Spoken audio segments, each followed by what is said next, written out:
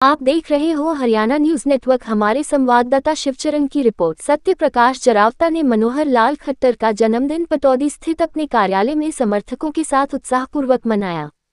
जन्मदिन कार्यक्रम के दौरान हवन यज्ञ का आयोजन किया गया, जिसमें पार्टी कार्यकर्ताओं और समर्थकों ने भाग लिया। हवन के माध्यम से भगवान से मनोहर लाल खट्टर के उत्तम स्वास्थ्य, दीर्घायु और निरंतर सफलता की कामना की गई। पूरे कार्यक्रम में कार्यकर्ताओं का उत्साह साफ तौर पर दिखाई दिया। इस अवसर पर भाजपा कार्यकर्ताओं ने देश के कई राज्यों में पार्टी के प्रदर्शन को लेकर भी खुशी जताई। विशेष रूप से असम और पश्चिम बंगाल का उल्लेख करते हुए समर्थकों ने जीत की खुशी साझा की और एक दूसरे को बधाई दी। कार्यक्रम के दौरान कार्यालय परिसर में उत्सवी माहौल बना रहा। राजनीति में सत्ता और विपक्ष के बीच मतभेद होना सामान्य बात है। कई बार एक ही दल के भीतर भी विचारों का अंतर और गुटबाजी देखने को मिलती है, लेकिन सत्य प्रकाश जरावता की सक्रियता ये संदेश देती है कि राजनीतिक पद बदलने के बाद भी जनसंपर्क और संगठन के प्रति प्रतिबद्धता कायम रह सकती है। पूर्व विधायक होने के बावजूद सत्य प्रकाश जरावता लगातार क्षेत्र में सक्रिय दिखाई दे रहे हैं। सामाजिक कार्यक्रमों, राजनीतिक आयोजनों और स्थानीय जनसंपर्क के माध्यम से वे पटौदी क्षेत्र में अपनी मौजूदगी लगातार दर्ज करा रहे हैं। यही वजह है कि समर्थकों के बीच उनकी पकड़ आज भी मजबूत मानी जाती है। ये कार्यक्रम केवल जन्मदिन तक सीमित नहीं रहा, बल्कि भाजपा संगठन की स्थानीय सक्रियता और शक्ति प्रदर्शन का भी संकेत देता नजर आया। आने वाले समय में पटौदी की राजनीति में सत्य प्रकाश जरावता की भूमिका किस रूप में सामने आती है, इस पर राजनीतिक हलकों की नजर बनी रहेगी।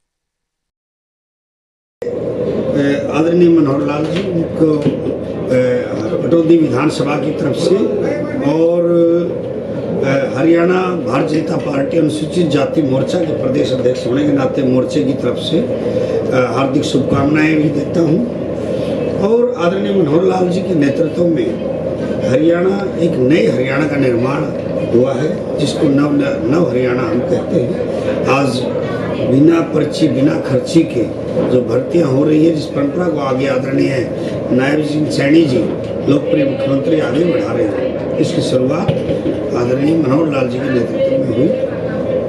और ये पारदर्शी व्यवस्था, ट्रांसपेरेंसी, हर चीज की जवाबदेही, हर कार्य के प्रति अकाउंटेबिलिटी, ऑनलाइन सिस्टम, ऑनलाइन में कर्मचारी और अधिकारियों का टाइम बाउंड शेड्यूल, जो इतनी सारी सेवाएं हैं अटल सेवा केंद्र के माध्यम से, CSC सेंटर घर बैठे हो रही है। आज 60 साल के बुजुर्ग को कहीं जाना नहीं पड़ता पेंशन के लिए, अपने आप शुरू हो जाती है।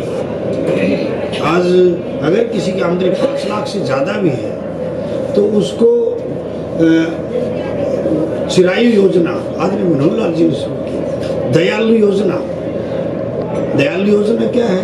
कोई भी कमाने वाला घर में अगर गुजर गया, कोई भी व्यक्ति अगर गुजर जाता है इररिलेवेंट ऑफ कास्ट और उसकी फैमिली आईडी में इनकम कम है, 1,80,000 तक है, तो उसकी एज के अकॉर्डिंग उसको मुआवजा दिया जाता है।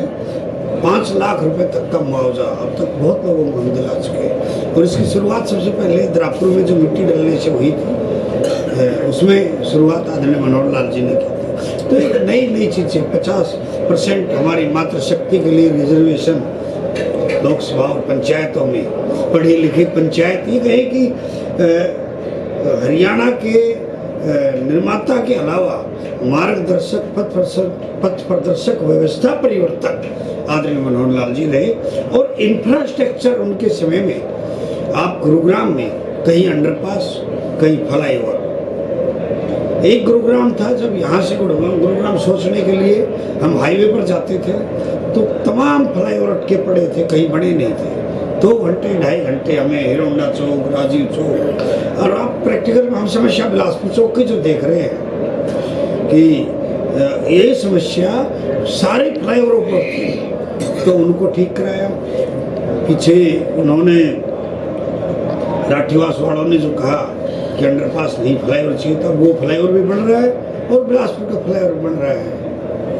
तो एक नहीं, और अभी ये रैली कैंसिल हो गई। अदरवाइज मुझे उम्मीद थी आदरणीय मुख्यमंत्री जी इसको एलिवेटेड फ्लाईओवर और 4 लेन की भी घोषणा उसमें करते, ऐसी मुझे पूरी उम्मीद थी, क्योंकि सब काम ही पड़े हैं। जैसे पानी का काम सब हो गया है, उसकी शुरुआत शिलान्यास करनी है, ज़मीन वगैरह का भी हो गया।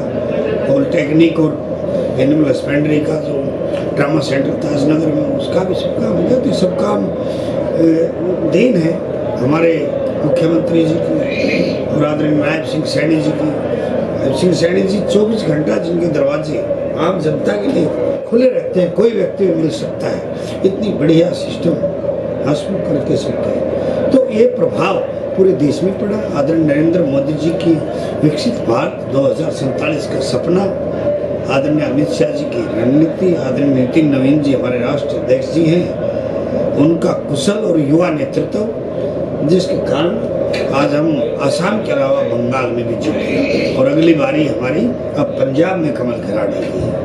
85,000 से जीती है। रामकृष्ण नगर भगवान श्री राम का नाम भी है, भगवान श्री कृष्ण का नाम भी है। और पहले वो जिला था करीमगंज, अब उस जिले का नाम बदलकर हमने श्रीभूमि किया। श्रीभूमि जिले का श्री रामकृष्ण नगर विधानसभा जो बांग्लादेश बॉर्डर पर है। मैं आपको थोड़ी कड़ी बात, यदि महापंचायत नाम के लोग कुछ उसका विरोध नहीं करते तो अब तक एलिवेटेड फ्लाईओवर का काम पूरे चरण में होता कम्युनिटी सेंटर में। इसका दोष जो महापंचायत के नाम पर एकत्रित होकर और जिन्होंने एलिवेटेड फ्लाईओवर को रोका वो लोग चुनवा रहे हैं। अदरवाइज तभी शुरू हो चुकी होती थी, लेकिन अब ये काम शुरू होगा क्योंकि इंक्रोचमेंट खुद ही हटा दिया उन लोगों ने।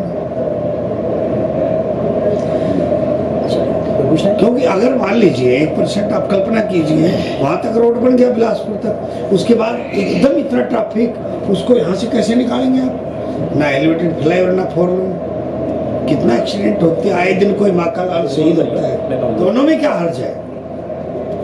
2 बनने में क्या हर्ज है? एलिवेटेड फ्लाईओवर और 4 लेन के साथ साथ बाईपास बनाए ना, वो भी हमने भेजा था लिख के।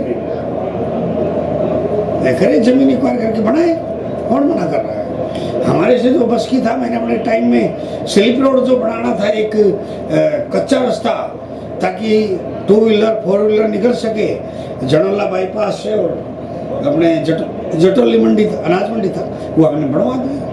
हमने अपने टाइम में उसको सर्वे किया था चंद्रभान जी के साथ और वो शुरू हुआ और वो बन गया। डॉक्टर साहब एक समय में पहाड़ी स्कूल में बैठा हुआ था एक प्रोग्राम में, तो वहाँ सत्यप्रकाश जी विधायक थे उस समय में। तो इन्होंने कहा कि मैं यहाँ +2 का स्कूल करता हूँ और जब ये लड़कियाँ पास होकर आएगी तो पटौदी में कॉलेज बन जाएगा। लेकिन मैं बड़े अचंभे से कहता हूँ, बड़ी खुशी से कहता हूँ कि वो लड़कियाँ तो नहीं आई, उससे पहले डिग्री कॉलेज शुरू हो गया। और जितनी विकासशील काम किए जरावता जी ने, मैं समझता हूँ कि आज तक ये MLA नहीं, ये नेता के रूप में उभरे हैं। और इसी तरह से इनको किनका आशीर्वाद मिला? इन्होंने जनता का भी आशीर्वाद मिला और माननीय उस समय के तत्काल मुख्यमंत्री नायब सैनी का भी आशीर्वाद मिला। जो बात इन्होंने रखी वो नायब सिंह ने यस कर दी। जैसे कॉलेज हो, मैं समझता हूँ डिग्री कॉलेज हो, बाईपास हो, जितने काम थे, वाटर ट्रीटमेंट हो, उन्होंने फटाफट यस किए। कॉलेज मुख्यमंत्री मनोहर लाल खट्टर ने मनोहर लाल की वजह से सत्यप्रकाश जरावता आगे बढ़े और लोगों का बहुत विकास हुआ।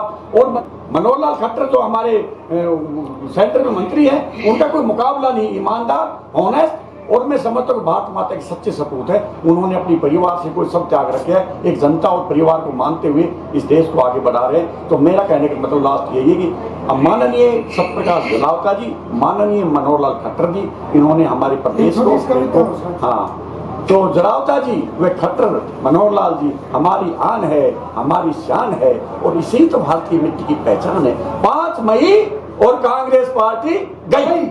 ये शुभ संकेत देता हूं कि मनोहर लाल खट्टर का जन्मदिन इतना शुभ है, 5 मई और कांग्रेस पार्टी गई।